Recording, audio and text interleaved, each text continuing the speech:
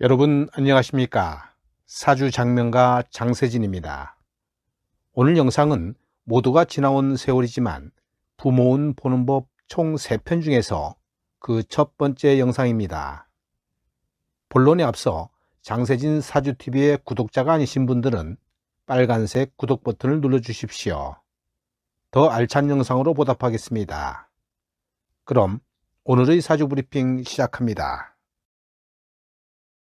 부모운은 말 그대로 부모에게서 받을 수 있는 모든 것을 통칭하는 것입니다.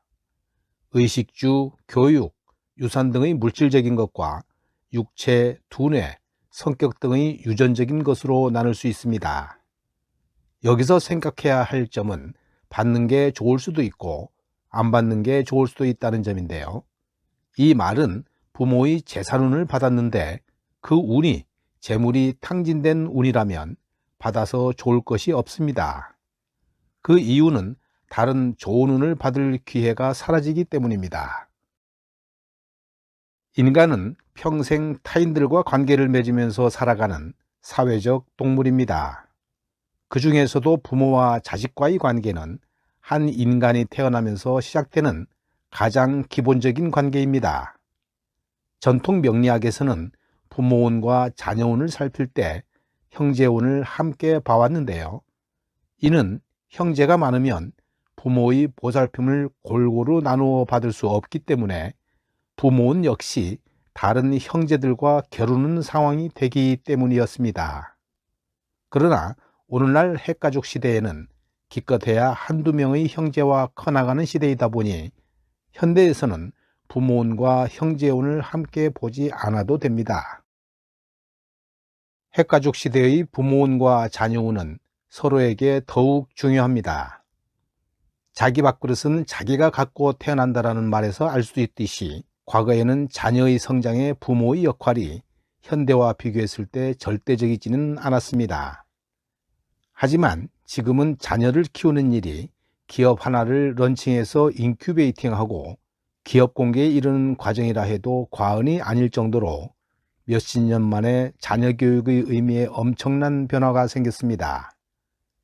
그리고 이 과정에서 외형적인 문제뿐만 아니라 많은 정신적인 문제가 발생합니다.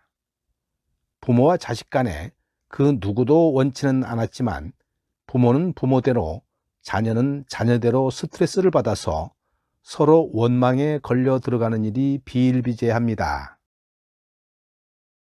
또 과거에는 아버지와 어머니의 역할이 분리되어 있었지만 현대는 여성들의 활발한 사회 진출과 함께 명리학에서의 인성, 즉 모성의 영역이 역동적으로 변화함으로써 선천적으로 부여받았던 부권의 권위는 사라졌습니다.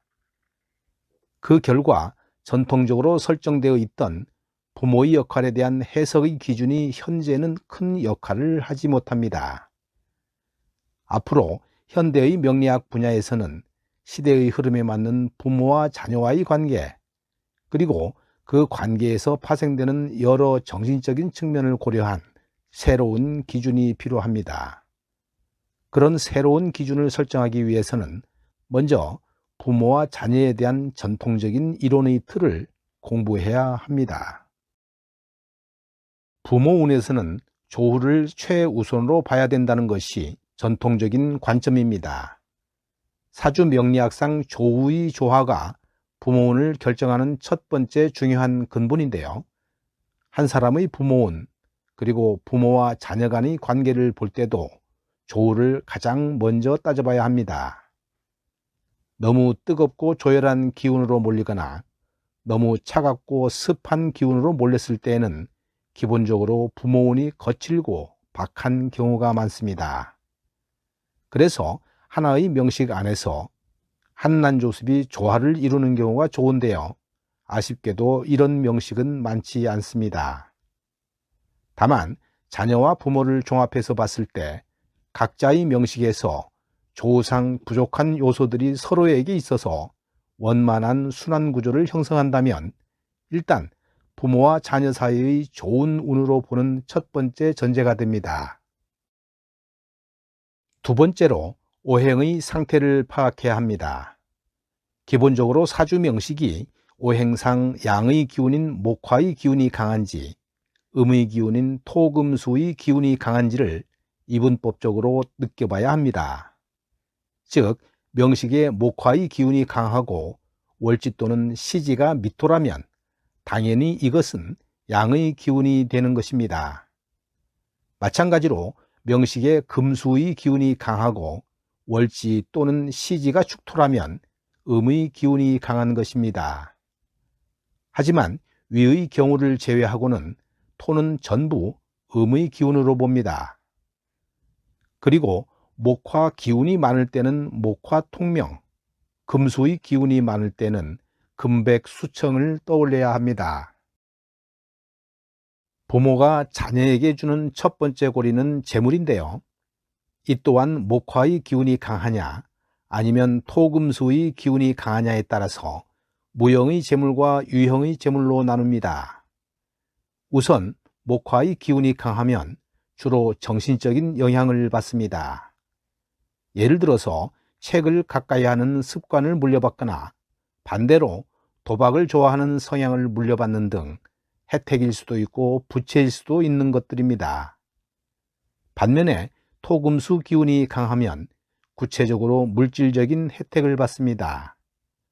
아무리 부모 사이가 나빠도 부모운에서 토금수 기운이 강하다면 물질적인 유산을 받을 가능성이 커집니다. 다음으로는 부모운을 볼 때 특히 금의 기운이 명식에서 어떻게 배치되어 있나를 확인해야 합니다. 오행 중에서 재물에 가장 가까운 오행이 금입니다. 십신도 오행에 따라 성격이 달라지는데요.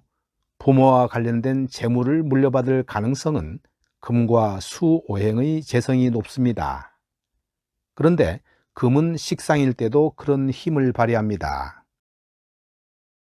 일간으로 보면 토, 화, 오행의 일간이 유산을 받을 확률이 높습니다. 금이 식상인 사주, 재성이 화인 사주, 그리고 토 일간인 사람들은 구체적인 물질이 아니더라도 가업의 업무권, 부모의 직업 또는 직업을 이어받도록 교육받을 수 있는 환경을 부여받습니다. 재성 중에서 부모와 관련된 재물과 가장 거리가 먼 것은 목재성, 즉 금일간입니다.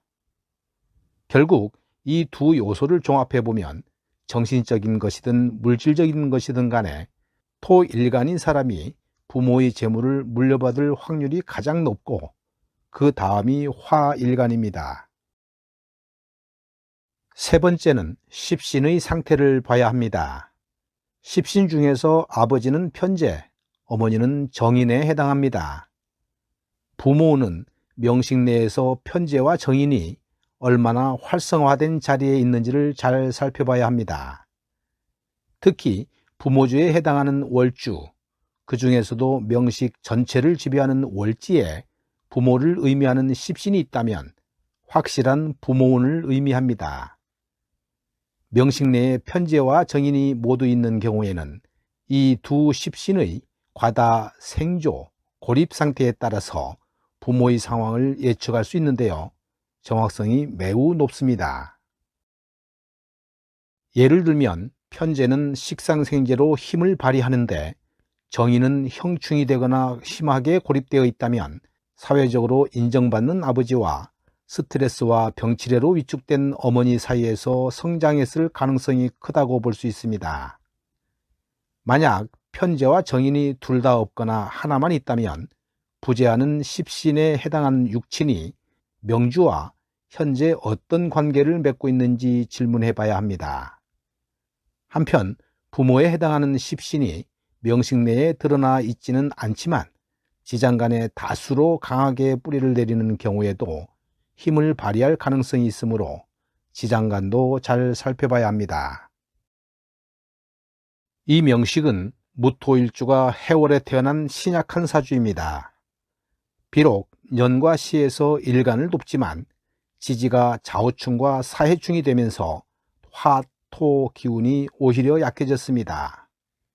그러한 이유로 마땅히 연간의 정화를 통관 및 일간을 생조하는 용신으로 삼았습니다. 용신이 연주에 모여 있으니 조상이 일대에서 갑부가 되었으며 기신이 월주에 모여 있으니 아버지가 재산을 모두 탕진했습니다. 정미 병호운의 용신이 다시 힘을 얻으면서 재산이 크게 늘어났고 다시 부자가 되었습니다. 이 명식은 인비격의 화용신이니 부모덕을 입게 되고 윗사람의 덕이 많습니다. 선비나 학자로 살아가면 어울리는 사주인데요. 사오미 운을 맞이한 초년에 부모덕으로 풍족하게 지냈고 학업이 우수했습니다. 금은 화토가 용신일 경우에는 한신에 불과하기 때문에 공부한 것을 풀어먹는 것은 되지만 사업을 하면 패하게 됩니다. 이는 재성이 없어 돈이 모이질 않기 때문입니다. 부모덕으로 유지된 재물운은 부모가 떠나면서 거품처럼 꺼지게 됩니다. 화용신을 극하는 임계운에는 용신이 극충을 당하면서 누린 복덕이 소리 없이 사라집니다. 이 명주는 임운의 병화를 극하게 돼서 사망에 이르렀습니다. 오늘 영상은 여기까지 하겠습니다. 나가시기 전에 구독, 좋아요를 눌러주시면 영상 제작에 큰 힘이 됩니다. 지금까지 장세진 사주TV의 장세진이었습니다. 여러분 감사합니다.